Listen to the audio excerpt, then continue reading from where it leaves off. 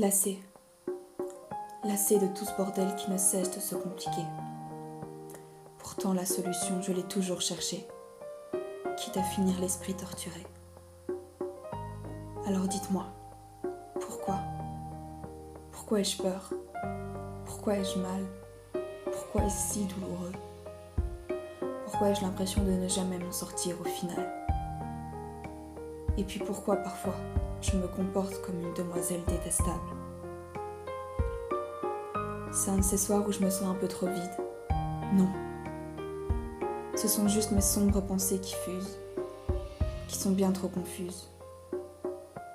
C'est un de ces soirs où je ne prends normalement pas ma plume, car aucun de mes vers n'est cohérent. Mon encre est alors constituée de pleurs, de larmes, de rancune.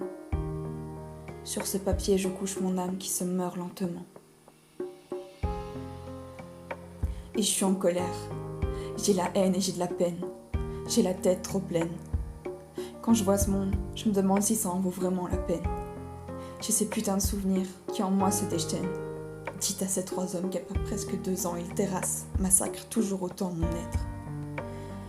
Et quand tombe la nuit, que je suis seule dans mon lit, j'ai ces foutues insomnies et cette putain de nostalgie.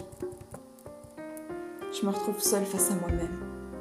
J'ai toujours ces sales idées qui traînent. Je pense qu'à m'envoler.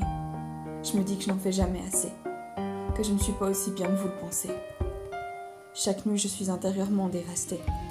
Putain, je me fais pitié. Je ne fais que ressasser mes erreurs passées. Tout ce que je fais de bien, c'est comme si cela n'avait jamais compté. J'ai constamment l'impression d'étouffer, l'impression que je vais imploser. Et je sais bien que chaque nuit, tout au long de ma vie, j'aurai cette même philosophie. La journée, je fais bonne figure. Vous ne voyez que mon sourire, ma plus belle parure, ma plus solide armure. Vous n'entendez que mon rire qui dans les airs s'aventure. Vous ne m'avez jamais vu sans ces dorures. Si vous saviez à quel point cela est dur. D'ailleurs, pour l'instant, je n'y arrive plus. Grand-père, tu m'as dit un jour, si tu veux aller bien dans ce monde, tu dois entendre comme une sourde, voir comme une aveugle et parler comme une muette. Mais dis-moi, c'est quand que le bonheur sort de sa cachette ? Tu sais, il y a énormément de choses que tu ignores sur moi. Tu sais, si tu n'étais pas là, cela ferait longtemps que je ne serais plus là. Crois-moi, tu es mon pilier ici-bas. Dieu seul connaît les litres de larmes que j'ai versées dans tes bras. Tu es un exemple de générosité, de bonté, un exemple d'humanité. Quoi que tu dises, tu ne peux pas le contester. Des hommes comme toi, je sais que c'est très peu probable que j'en croise un jour. S'il te plaît, même si c'est faux, dis-moi que tu seras là pour toujours. Mais si tout le monde entend comme un sourd, voit comme un aveugle et parle comme un muet, comment on fait pour affronter le monde ? Comment on fait pour le faire évoluer ? Et comment on fait pour affronter notre réalité ? Et moi, comment je fais pour affronter mes souvenirs passés ?